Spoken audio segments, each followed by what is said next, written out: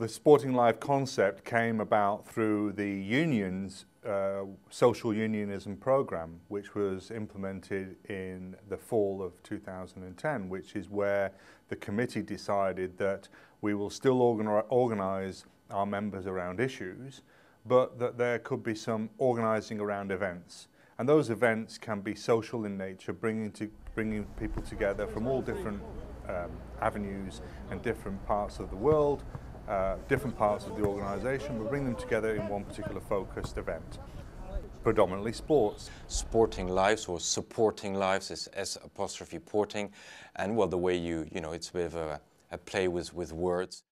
The first Sporting Lives campaign was on the issue of HIV awareness in sports, particularly to do with people who are living with HIV/AIDS being involved in sporting activities and trying to overcome the stigma that sometimes they face. The principal idea, the beginning of this whole thing, was an idea to go to South Africa, invite all the trade unions of the UN, meaning 14 trade unions, coming together in South Africa, playing a tournament amongst each other with South African teams. Now imagine the logistics if that involved. Even if we stick it to the Western Cape, for example, we reduce our scope, not travelling around South Africa, but reducing it to just to the Western Cape. How about that? Is that possible for you guys? No? Oh, right, okay. Right. No, I understand. Yeah, obviously that's got to take, your programmes of work have got to take priority. Yeah. And what about the match on World AIDS Day that we were talking about? Do you think that's going to come about? Oh, okay. So that still is an option. My feeling is that it's going to be that we're not going to come over, but we still might do something with the World AIDS Day match. I have to talk to the. And to be honest with you, that the NGO there, they were not in any capacity. They have no capacity to do anything, even within the Cape. The South Cape, they can't, they don't have the resources. It's not off if we could do it all ourselves, but what do you reckon, Jules? You know, we'd have to do everything ourselves without, basically they could turn up for match, but they cannot arrange, reserve grounds, they can't guarantee any accommodation. There's well, nothing is impossible. If we have to do it all by ourselves, it's going to be really short. Yeah, and then the time deadlines are really tight. We need to get a lot of sponsors, you know. So I think it's, I mean, this time around it's going to be very tricky to manage. We're actually discussing some backup plans. Actually, the option came up to maybe try and find something, you know, closer to home, possibly somewhere in Europe. So maybe we should. I think that's probably more feasible. Let's just start looking into the options. It's not the same thing. But you know, it turned out to be, from a logistical point of view and a financial point of view, to be very, very challenging to do that. But anyway, the plan originally was actually to tie it into the actual campaign of highlighting the stigma and the discrimination people in particular in Africa, South Africa, who suffer AIDS and are discriminated from all types of sporting events. And we chose football because football is the biggest sport in the world. And of course, ideally, we would have tied it into the World Cup in 2010 in South Africa. So we thought, hey, that's a perfect opportunity. There's going to be a lot of media attention, you know, because of the World Cup, and maybe we can link our social campaign to the World Cup. Our solution was to have a 5-day tour of the UK, incorporating 4 games, playing the Oxford University team, Cambridge University team, Trade Union Congress Football Club, and the UK Members of Parliament football team.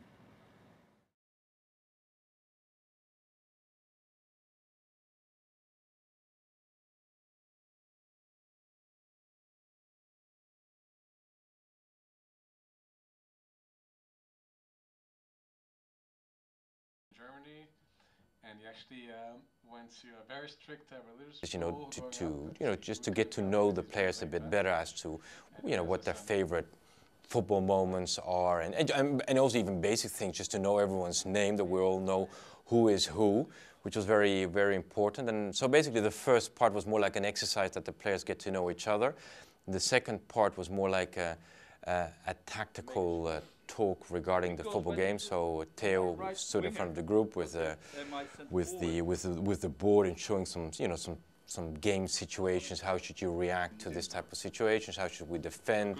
Bit of information on set pieces. If we have free kicks or corners, you know, who should be standing where. So I think it gave it a real professional feel. I'm pretty convinced most players hadn't had that type of experience in that detail. It really looked very professional. But I think it just set the scene that, you know, we really wanted to make a real attempt at this. So that was really good. That was the tactical part. The first thing that I want to say, once we had the actual event all planned and agreed upon by all the partners, and of course the teams that we had to play, without any matches there wouldn't be a campaign. Once those were all selected, nearing the time, the most important thing for us was getting our team ready and training them and getting them to some degree of competitive state. A lot of the staff here have sedentary jobs in as much as they're sitting a lot of the time, working administrative work, etc. And we had to get them to a certain degree of fitness and also bring them together as a team.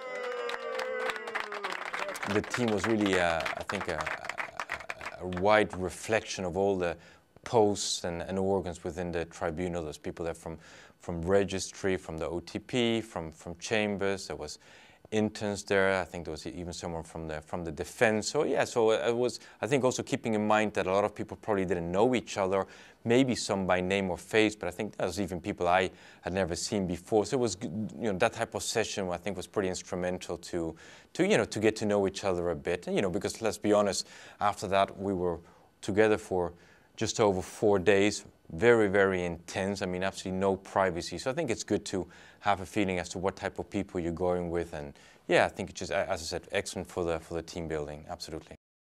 Second issue, once the date was set, I have to be honest, I looked a lot on the BBC weather site. You know, it's always been a thing in the back of my mind. We're getting into World AIDS Day is on the 1st of December. The campaign couldn't be changed to any other date. It wouldn't have made sense. So obviously we're going to tour, but our anticipation was that everything would be fine. The British Isles generally tend to have a temperate climate. But then when I started to hear the horror stories of, oh, it's going to be very cold, I was checking that every day. Then the booking of where we were going to depart from through France, the cheapest and most effective route, although not the shortest, that was decided upon. And basically we took it from there, and once we were on the road, actually that's when we could breathe, when we started to be on the road and we can actually now focus on the actual games in hand.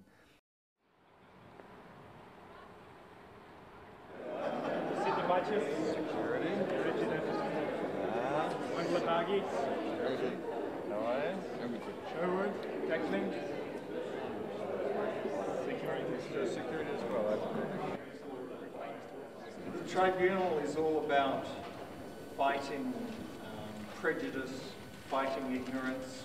We've spent the last 14 years doing exactly that. We've seen what the outcome, the terrible outcome can be from prejudice and ignorance, whether it's based on a person's religion or their ethnicity, the country they come from.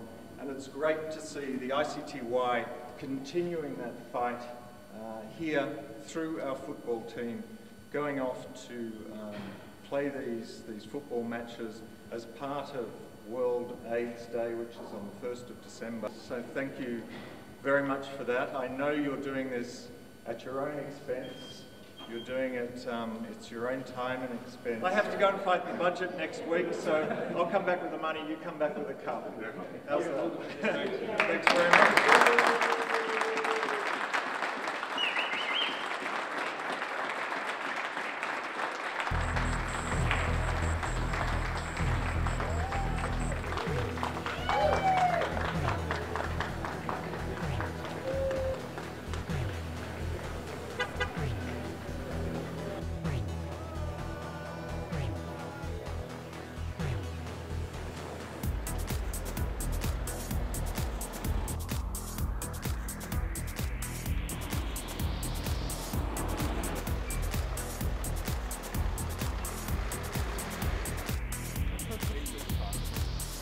So we'll meet back here. 20 past 11. Yeah, good, yeah.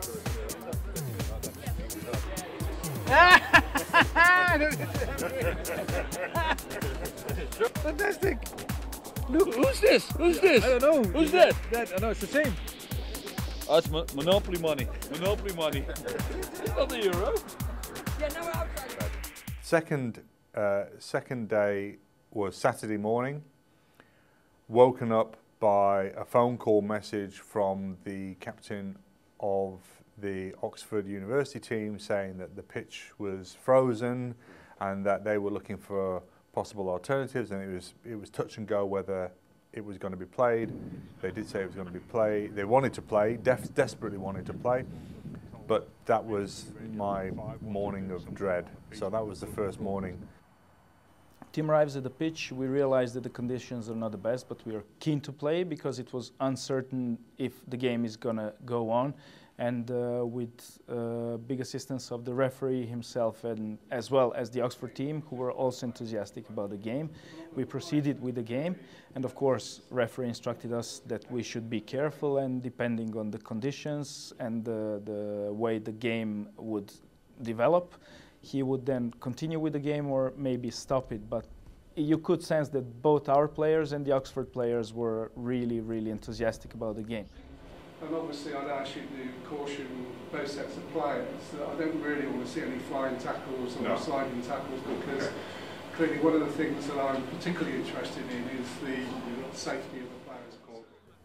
These guys are too young, they are well trained, they're training 3 times a week. Martin Keown is their manager. They are extremely, in football terms, they're extremely organized and prepared and going for it.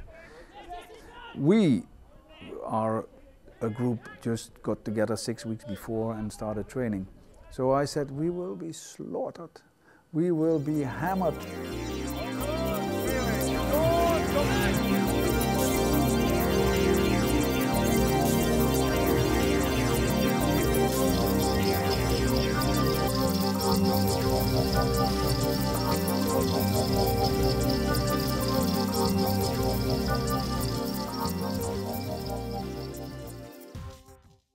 Was, of course, I mean, wave after wave after wave of Oxford. They were really good. But we stood there, and you know, going to half time, we were 3-0 down. That was not that bad. Now I'm going to say something really weird. We're behind 4-0. 3-0. That's what I'm saying. Okay, it's not bad at all. Hey, and they are 23 years old. Younger. Even younger. Even younger. And we are 36. Even older. And even older. So, head up. Your head up. Shoulders backwards. Come on, guys. It's not bad. Keep going. In the second half, we did have some team changes, and of course, because we don't know each other as these young guys knew themselves, I think the result came to its place.